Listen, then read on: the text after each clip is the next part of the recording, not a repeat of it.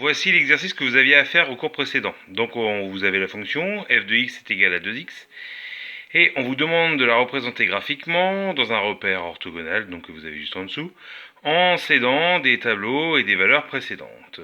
Donc voilà le tableau que vous avez à côté. Donc on voit que si x est égal à 5, on obtient que f de x vaut 10. Donc je prends mon graphique, je vois que quand x vaut 5, donc c'est ici, je monte jusqu'à l'ordonnée qui vaut 10.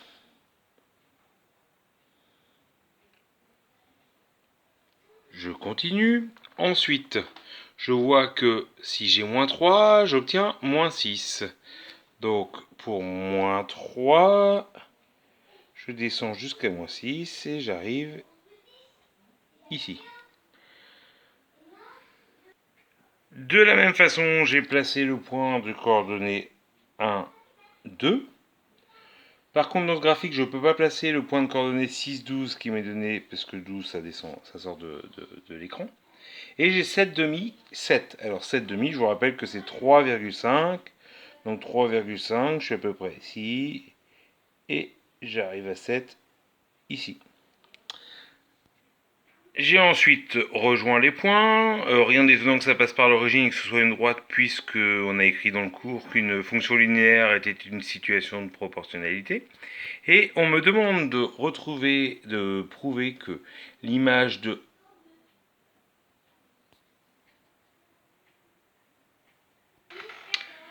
Pardon, je me suis perdu, je regardais le téléphone et je ne voyais plus ce qui était écrit.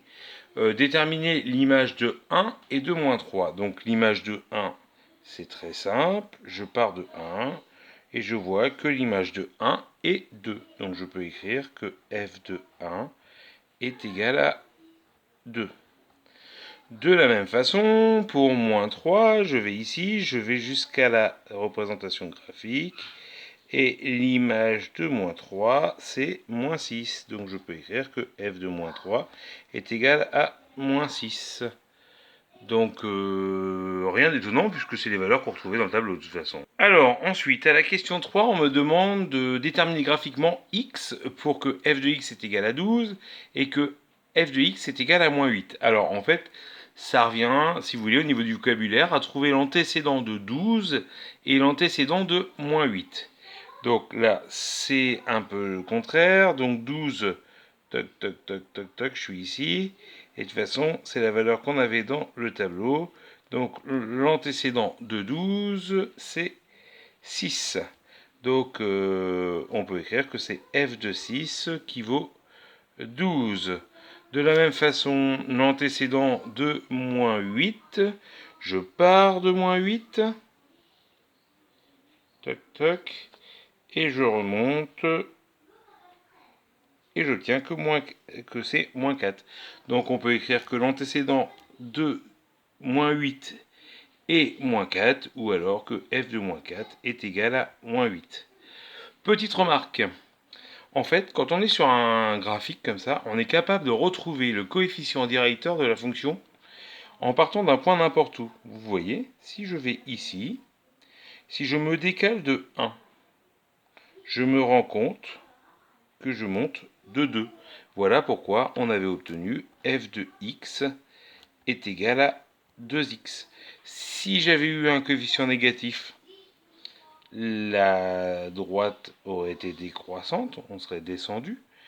Et si j'avais eu un coefficient plus grand, la droite aurait été plus pentue, plus verticale, on va dire, même si elle ne l'est pas complètement.